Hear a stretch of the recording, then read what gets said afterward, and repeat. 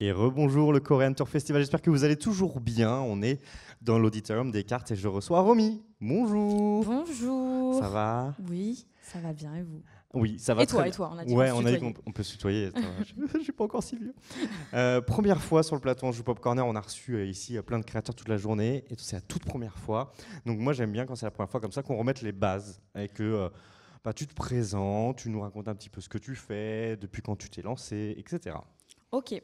C'est très difficile je De trouve, ce- comme de ce- exercice, mais du coup, ça fait 10 ans que je suis créatrice de Yes. contenu sur YouTube, Instagram, TikTok et anciennement Musical.ly. Mhm. Quand c'était encore un peu la honte d'être sur Musical.ly. Ouais, alors que maintenant. J'étais déjà là. Mais en gros, je fais du lifestyle, divertissement. Je parle beaucoup de K-beauty et de Corée du Sud.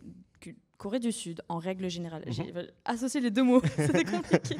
Mais je me rends souvent en Corée du Sud, donc je partage un petit peu ça en vlog, voilà, avec ma communauté. À quel moment tu t'es dit dans ta vie, ouais, je vais me lancer dans les vidéos? T'as toujours bien aimé ça? Tu fais partie de ces gens qui, dès que tout petit, prenaient le caméscope ou Oui, je sais pas quoi et faisaient voilà. des trucs? Je suis de la même team. C'est ça? Ouais.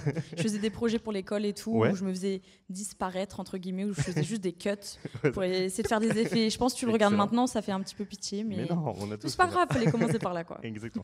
Et du coup, tu as continué là-dedans. Tu as une appétence quand même par le monde de l'audiovisuel, tout ça? Ou c'est plus. Oui. Ouais, quand même? Ouais. Je suis. Ouais, c'est pour la vidéo. Ouais, Ouais. la vidéo, surtout. Et la photo aussi, parce que j'ai eu mon premier appareil photo quand j'avais 13 ans ou 14 ans. J'avais économisé le Noël, l'anniversaire et Ok. tout ça pour essayer d'avoir un réflexe. Ok. Et Tu continues aujourd'hui à prendre des photos et tout, à faire des trucs un peu sympas? oui, mais c'est pas la même chose parce que du coup, c'est plus des photos un peu au téléphone, Ouais. des fois quand même à la petite caméra, mais il y a besoin que ce soit un peu plus rapide. Enfin, c'est moins ce truc où je vais regarder un paysage ou vraiment faire tous les paramètres et tout ça. Enfin, c'est totalement différent vu que je suis maintenant créatrice de contenu. Avant, c'était juste pour le plaisir comme ça. Hein. Donc il y a quand même ce côté plaisir et tout, mais c'est différent. Et après toutes ces années, du coup, j'imagine que, comme beaucoup de créateurs et créatrices, tu as commencé seul, donc tu faisais tout, la captation, le montage, la diffusion. Oui. Est-ce qu'aujourd'hui, tu travailles toujours seul, tu travailles accompagné, tu as une équipe, ça fonctionne comment? Ouais, j'ai une bonne petite équipe maintenant, et c'était un petit peu l'objectif depuis l'année dernière, et puis même quelques années avant. Enfin, ça fait un petit moment qu'on a une petite équipe qu'on fait grossir petit à petit, et on essaie de faire les choses encore plus grand chaque année, encore mieux, et voilà, ouais. Donc j'ai quand même du monde qui m'aide, et heureusement, parce que sinon je pourrais pas être sur partout en fait. Et voilà, il y a des gens qui font très bien leur travail, donc c'est top. Ouais. Aujourd'hui, en termes de canaux, donc tu utilises principalement encore Insta, YouTube, TikTok. Oui. Est-ce que tu différencies les contenus? Est-ce que tu te dis, ok, je fais un contenu que je vais diffuser à multiples endroits, ou tu essaies vraiment de chercher la spécificité de chaque plateforme? Oui, c'est vraiment en fonction, mais c'est plus en fonction du message que j'ai envie de faire passer, ou c'est plus dans ce sens-là, plutôt que je vais pas me dire je vais faire un TikTok, qu'est-ce que je vais faire? C'est plus dans l'autre sens. Parce que j'ai vraiment envie de garder ce truc un minimum spontané, quelque chose que j'ai envie de faire. J'ai pas envie de faire pour faire. Donc, et heureusement, j'ai quand même beaucoup d'idées parce que ça mouline pas mal dans ma tête, surtout le soir. Donc, je suis pas mal inspirée, mais en fonction des idées que j'ai, forcément, je vais pas communiquer de la même façon. TikTok, c'est la rapidité, c'est un peu la surconsommation, Bien sûr, le on est contenu tous comme ça. qu'on consomme très facilement comme ça. Et YouTube, c'est le contenu, on va plutôt se poser devant ou faire quelque chose en même temps, mais c'est plus posé, quoi. Et on fait passer d'autres messages Toi, aussi. tu as proposé, alors je connais pas forcément 100% de ton contenu, est-ce que tu as proposé du contenu aussi genre très long? Parce qu'aujourd'hui, c'est ce qui se fait pas mal, le 45 minutes, le 1 heure, ouais, tu l'as tenté? Je faisais déjà ça même avant que ce soit un peu le truc. Ouais, c'est ça. Oui, mais parce que j'aime bien parler et je Prends parle le beaucoup. temps. Heureusement, il y a comme du cut. Heureusement. Et du coup, c'est pas trop dur de faire du contenu TikTok où il faut tout condenser en quelques secondes? Moi, je suis un bébé YouTube. Enfin, un peu ce qu'on appelle un dinosaure de YouTube. Une grand-mère de YouTube, finalement. Mais c'est perturbant un peu des fois. Je me sens un peu boumeuse, pour le coup. TikTok, tout ça. Ça m'est déjà arrivé de publier des trucs sans le faire exprès. Juste, au lieu de le mettre en brouillon, je le publie. Donc, tu vois le début où je me prépare. Et ensuite, le truc où j'appuie sur le truc pour arrêter. C'est vraiment une boumeuse. C'est pas dramatique. Mais je suis plus à l'aise avec du contenu long à la base. Mais c'est cool aussi. Et puis, c'est challengeant. Est-ce que tout au long de ton parcours de créatrice, il y a d'autres créatrices, créateurs qui t'ont inspiré et qui t'inspirent peut-être toujours aujourd'hui? Oui, je pense. Mais ça peut être tout type de personnes, tout type de contenu. Je trouve que n'importe quel contenu peut être inspirant. Bon, je dis pas que tous les contenus m'inspirent non plus, Ouais, parce ouais. qu'il y a de tout, hein, pour le coup. Bien sûr. Faut être un minimum affinitaire, mais ouais, non, ça peut être tout type de personnes. Ça peut être dans la personnalité, dans le côté entrepreneuriat, dans le côté juste vraiment création pure et dure. Ouais. Dire, bah, tu utilises le mot entrepreneuriat, donc ça m'intéresse d'aller un peu sur cette casquette-là, parce qu'on voit souvent les créateurs qui, alors, des fois par la force des choses, ou des fois parce qu'ils ont eu toujours cette appétence en eux, deviennent des entrepreneurs, multiplient les casquettes, font d'autres choses que juste la création de vidéos. Est-ce que toi aussi c'est le cas? Est-ce que tu proposes d'autres types de médias, ou est-ce que sinon tu as des projets? Oui, j'ai ma marque qui s'appelle Glacé et que j'ai depuis 5 ans maintenant. Donc on va fêter la 5e année en septembre. C'est ça, Et, tu proposes quoi comme type de produit? On a commencé par les bijoux, Ouais. ensuite les accessoires, donc un peu plus large quoi. On a fait de la maroquinerie. Ok. Enfin, je dis on a fait, mais c'est encore d'actualité. Enfin, il y a encore des collections qui vont arriver sur ce thème-là. On a fait des maillots de bain parce que je voulais tester aussi le prêt-à-porter. Ouais. Et là, du coup, on vient de sortir la collection aujourd'hui à 10h de streetwear. Ok, c'est assez tout nouveau. Comment tu Oui. travailles dans ces cas? Tu essaies d'apporter aussi tes valeurs, ta vision des choses auprès de la marque? Oui, bah pour le coup, c'est vraiment ma marque. C'est vrai que dans les créateurs de contenu, il y en a quelques-uns qui ont leur marque, mais des fois, c'est pas totalement leur marque. Soit c'est avec d'autres personnes, soit ils gèrent juste la DA. Là, c'est vraiment ma marque et moi qui gère tout de A à Z, donc avec une équipe. J'ai monté ma petite équipe et tout. Mais en fait, j'ai autant de travail, même des fois plus de travail pour ma marque que pour la création de contenu.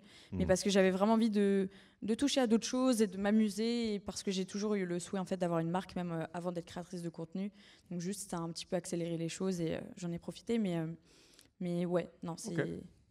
Ouais, trop cool. Est-ce qu'il y a encore des cool. domaines qui te font un peu de l'œil, mais tu n'as pas eu le temps de te lancer dedans Oui.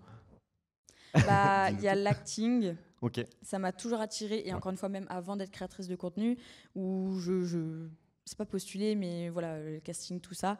Il y avait aussi plus la pub, parce que c'est peut-être plus accessible, enfin entre guillemets, plus accessible, mais où j'avais envie plutôt d'aller sur ce terrain-là.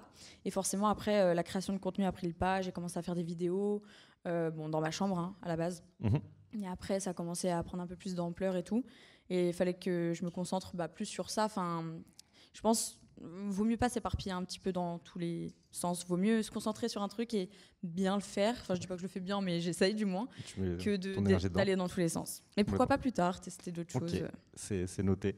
Bon, question un petit peu moins positive. C'est vrai qu'on dit que récemment, il y a plus de liberté d'expression sur les réseaux, mais c'est pas forcément pour le bien. Toi, comment tu le vis? Est-ce que tu arrives à passer outre, ou est-ce que tu fais passer des messages positifs aussi pour combattre un peu de haine en ligne? Tu vois les choses comment? Ouais, déjà je parle beaucoup même de harcèlement scolaire parce que j'en ai subi, mais le harcèlement scolaire souvent ça se retranscrit aussi sur les réseaux, malheureusement. Donc ouais, j'en parle, je fais des vidéos, j'en ai parlé dans des livres, parce que j'ai écrit des livres. Et j'espère cette année encore plus sensibiliser là-dessus et sur d'autres causes en fait. Et c'est vrai que le côté liberté d'expression, à la fois oui, il y a du bon et du moins bon, forcément comme dans tout en fait. Même si pour moi c'est un petit peu, c'est plutôt positif la liberté d'expression, mais ça peut partir un peu dans tous les sens. Sur les réseaux, les gens se sentent un peu pousser des ailes quoi. Ouais. Mais en tout cas pour ma part ça va. Je suis un petit peu préservée, on va dire. J'ai une bonne communauté, des gens qui sont plutôt engagés, qui ont plutôt les mêmes valeurs que moi. Enfin, du moins, on se retrouve toujours sur des petites choses. Donc ça, c'est cool. C'est rassurant. Et en ce qui concerne les collaborations, est-ce que tu aimes bien travailler avec d'autres créateurs, proposer des contenus ensemble? On vous retrouve de temps en temps sur les réseaux? Alors moi, j'ai toujours un peu été dans mon coin. Déjà, géographiquement parlant, j'habitais à Montpellier, donc dans le sud. Et c'est vrai que souvent, les créateurs de contenu sont plutôt concentrés sur Paris. Donc voilà, et puis j'ai toujours été un peu dans ma bulle aussi par mon caractère. Donc j'ai jamais forcément proposé ou quoi que ce soit, même si je m'entends très bien avec tout plein de créateurs de contenu. Mais c'est plus pas devant les écrans, quoi. Et mais petit à petit, là, je travaille, voilà. J'essaie de faire moins mon introverti en gros et d'aller un peu plus à proposer des choses et tout. Et cette année, je vais proposer pas mal de trucs, des concepts pour YouTube et tout ça avec d'autres créateurs. Faut te suivre. Le live, t'en proposes un petit peu ou pas du tout ou c'est un truc J'en faisais même sur Instagram pendant le confinement et tout ça, même avant. J'avais tous les dimanches des lives. Là, j'ai arrêté un petit peu, encore une fois, pour me concentrer vraiment sur des contenus. Typiquement, YouTube, je sors une vidéo par semaine. Ouais, donc et c'est des vidéos de 40 minutes, 1 heure. Ouais, voilà. Parce qu'encore une fois, je parle beaucoup. Mais donc, c'est du travail, quoi. Donc, voilà. Complètement. Est-ce que dans le public, il y a des petites questions? On en profite, si vous en avez. Coucou. Oui, à chaque fois, je suis tournée parce que je te regarde, mais... Ils sont dans le noir quand on regarde. Donc, vous êtes cachés, mais je vous vois un peu. Est-ce qu'il y a une petite question? Ils sont timides. Vous êtes vraiment très shy. Comment ça se passe ici au Korean Tour? Du coup, tu as eu le temps de rencontrer. Tu fais beaucoup de conventions comme ça? Désolé, je pose 15 questions en une. C'est une des premières? Ouais. Okay. Parce que parce que le sujet me parle forcément. C'est difficile. Plutôt logique, mais je fais pas non plus trop d'événements. Enfin, je reste plutôt pas mal chez moi parce que je suis pas mal en déplacement et parce qu'il y a pas mal de trucs à faire aussi. Mais là, je trouvais ça cool, franchement. La thématique aussi qui te parle? Oui, c'est ça, complètement. Donc, il y a eu des dédicaces tout à l'heure, enfin juste avant, c'est ça? Demain, tu es encore là? Juste après. Juste après, pardon. Juste après, ouais. J'ai croisé des abonnés déjà, mais ouais. Et tu es là aussi sur la deuxième journée? Je vais passer, mais il n'y a pas de dédicace de prévu, parce qu'il faut bien que je rentre à la maison un jour. Oui, bah oui. Il y a les petits animaux qui m'attendent, mais ouais, non, c'est cool. Ok, ça marche. Donc une occasion de rencontrer tout ton public. Qui sont fans de Corée et de la culture et tout ça, c'est cool. Et ça fait plaisir. Merci beaucoup, Romy, d'avoir répondu aux questions. Ça nous a fait vraiment plaisir de te recevoir sur le plateau en Jeu Pop Corner. On espère qu'on aura d'autres occasions. Oui, avec grand plaisir. Merci, à bientôt. Bonne journée.